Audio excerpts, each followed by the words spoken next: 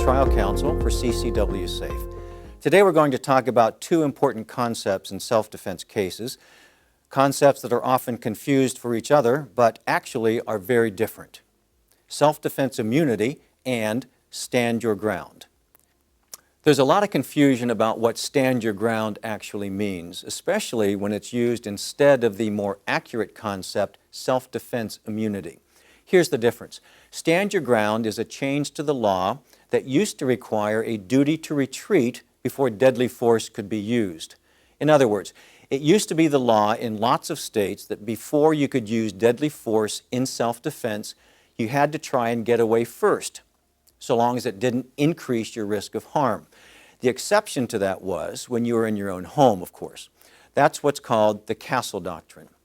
What stand your ground laws did was to expand the Castle Doctrine to places beyond the home and allow deadly force to be used without requiring the duty to retreat first. It didn't lower the standards for self-defense or create so-called shoot-at-will laws.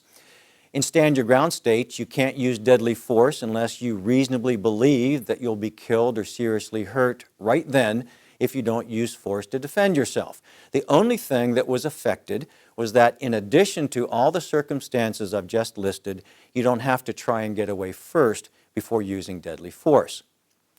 As a practical matter, I think it'd be foolish to use deadly force in a stand your ground state if you have a reasonable opportunity to get away.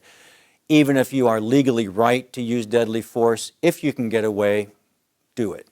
If nothing else, you'll save at least a year of your life defending a prosecution where if things go wrong, you could spend the rest of your life in prison. And even if you are ultimately acquitted, you still have to live with the trauma and long-term consequences of having had to kill someone and, of course, the stress of standing trial. And that's never easy. Your life will change in ways you can never imagine.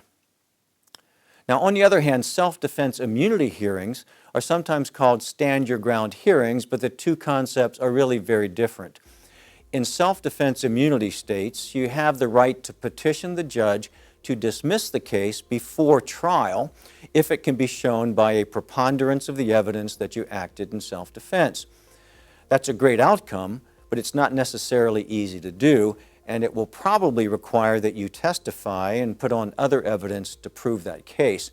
If you lose, you can still go to trial in the criminal case where the prosecutor has to prove beyond a reasonable doubt that you didn't act in self-defense, but he can use your testimony from the immunity hearing to help him prove his case, especially if you scored some points on cross-examination. Plus, the prosecutor will have been given a sneak peek at your defense. So when it works, it's a wonderful way to avoid a criminal trial, but there are significant risks and no guarantee of success. Thanks for watching. I'm Don West for The Next Fight.